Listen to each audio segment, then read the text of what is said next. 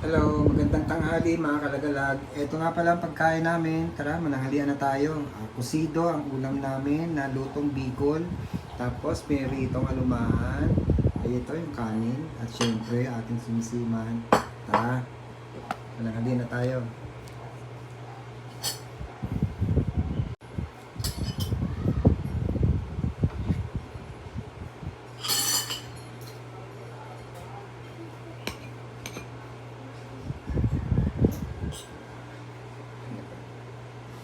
Sa'yo pala.